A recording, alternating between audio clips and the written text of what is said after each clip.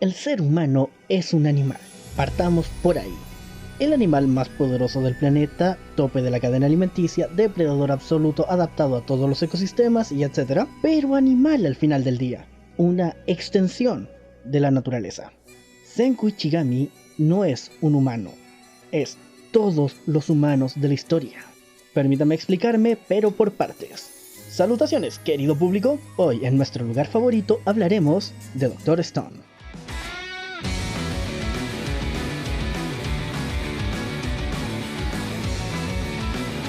Particularmente de Senku, el humano al 10.000 millones%.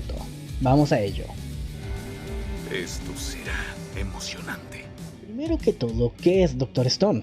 Para los despistados, Dr. Stone es un manga muy original de la demografía shonen, de acción, aventura y también educativo, me atrevería a afirmar. Escrito por Riichiro Inagaki y dibujado por Buichi, el cual tuvo una adaptación animada el 2019, siendo un éxito rotundo entre el público y la crítica, y en la cual nos enfocaremos desde ahora, al menos en su primera temporada.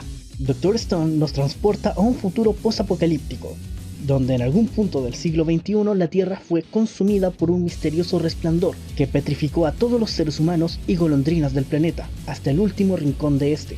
Tras 3.700 años de completo dominio salvaje sin intervención humana, gracias a la fuerza más poderosa del universo, la casualidad, despierta de su letargo Senku, la mente más brillante del universo que contó cada segundo por miles de años desde que fue petrificado hasta su despertar, marcando la fecha, hora, estación y día del resurgir de la humanidad con su renacimiento.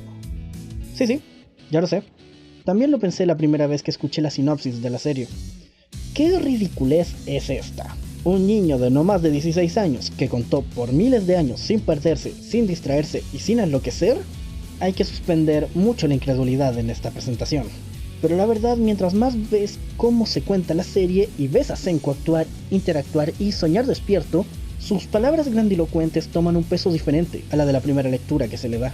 A Senku no hay que entenderlo como un estudiante de preparatoria monstruosamente inteligente, que se eleva sobre los simples mortales, tampoco como un mesías que liderará a la humanidad en su cruzada por reconquistar el planeta. Senku encarna conceptos mucho más simples y a la vez complejos dentro de su increíble personaje. Senku es la encarnación de la curiosidad humana más elemental. Cada descubrimiento, cada pregunta, cada respuesta existe dentro de su cabeza. Él es el destilado de, como él mismo menciona múltiples veces, de 2 millones de años de historia, de cultura y de civilización. Todo lo que es la humanidad como especie en su núcleo, como animal curioso que explora su entorno en la niñez inmadura, juega con lo que encuentra y descubre, y al crecer y madurar le da un uso y razón de existir dentro de la civilización, lo es Senku. Senku anuncia con su despertar el reinicio de la civilización porque él representa esta civilización. Es un vehículo ideado por el autor para que transporte al espectador por toda su historia. Senku es un educador y educando, profesor y alumno. Lo sabe todo, sí, pero también sobre la marcha lo va aprendiendo todo, y al hacerlo nos lo enseña a nosotros, al público. Algunos conocimientos que pueden ser anecdóticos, como la relación entre el algodón de azúcar y los cables de oro, o genuinamente trascendentales para la especie, como la receta de la pólvora negra.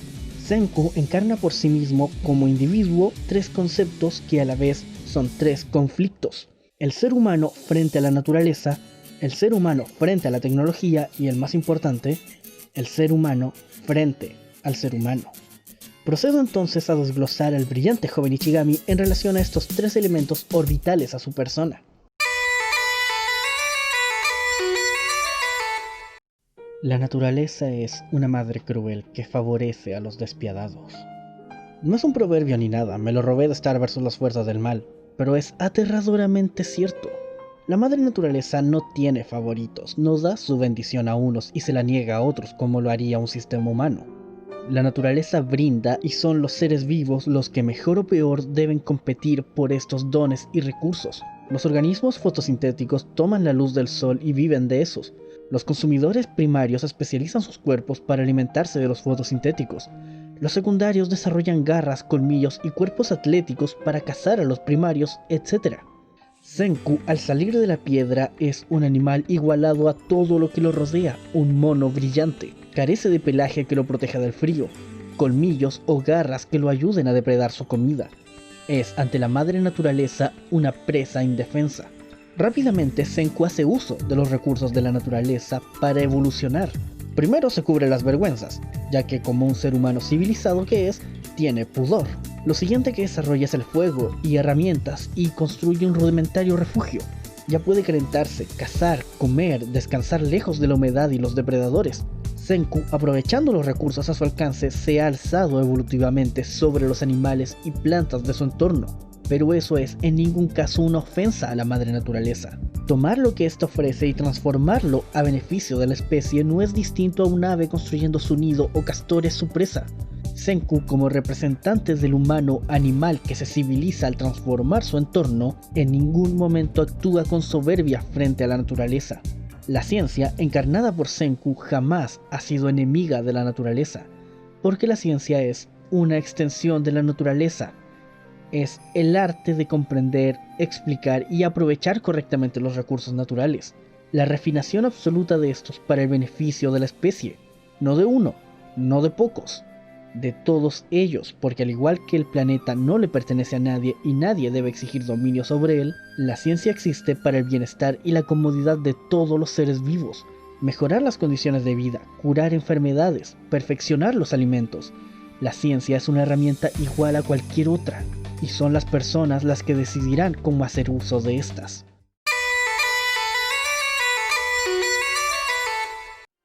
Conjunto de teorías y de técnicas que permiten el aprovechamiento práctico del conocimiento científico. Esta es una definición algo rudimentaria, pero que nos viene como anillo al dedo. Sí, la ciencia, o sea Senku, de cara a la naturaleza es la capacidad de comprender y transformar la naturaleza en beneficio de la especie. La tecnología es el producto natural de esta transformación. Chocar piedras para producir chispa es tecnología. Hacer palanca para levantar algo pesado es tecnología. Crear reacciones explosivas controladas en base a combustión interna para romper las barreras de la gravedad y poner un cohete en órbita es tecnología. La tecnología es la herramienta que permite a la especie convertir el entorno hostil en un lugar seguro, en un hogar. La tecnología en su estado puro es, otra vez, una extensión de la naturaleza. Que algo haya sido sintetizado por manos humanas y creado en función del beneficio humano no lo vuelve inherentemente un antónimo de la naturaleza, porque no existe en realidad ningún conflicto entre la naturaleza y la tecnología. Es una progresión en busca de una mejor coexistencia y conservación de la especie humana en el medio ambiente que habita.